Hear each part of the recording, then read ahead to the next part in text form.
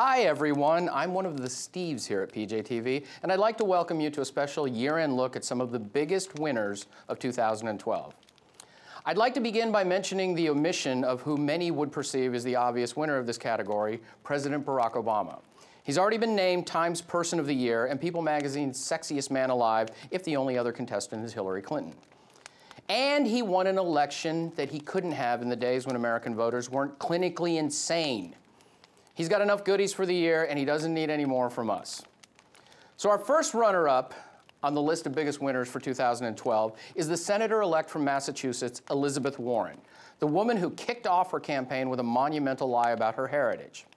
When called out on the lie, she not only didn't run from it, she embraced it and made it the centerpiece of her run for office. She's now the proud owner of a powerful position that was once repeatedly awarded to a drunk who murdered a young woman. So we're going to go out on a limb and say that Pocahontas is safe in this seat for as long as she chooses to be. The next runner-up on the list is Missouri Senator Claire McCaskill.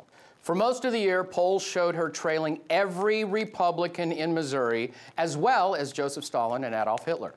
Don't mock, they do elect dead guys to the U.S. Senate in Missouri.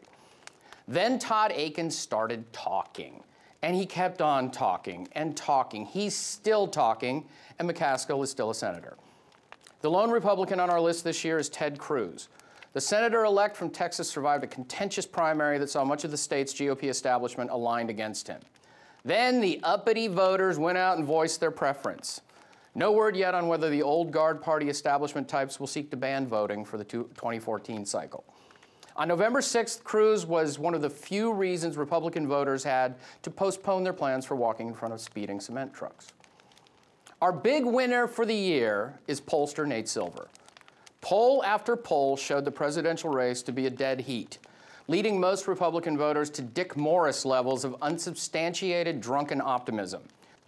Nate Silver just sat back and laughed and laughed and laughed, insisting it wasn't even really a race. Half of the country is still mopping up the flood of tears from election night, and Nate is still laughing. Kudos to you, Mr. Silver, as we grudgingly give credit where credit is due. Well, kids, that wraps up our look at those who have the most reason to head into the new year with smiles on their faces.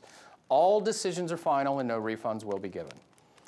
So on behalf of everyone here at PJTV, I'm Stephen Kruiser, and I'd like to thank you all for watching, and we wish you a very happy and peaceful Christmas and New Year.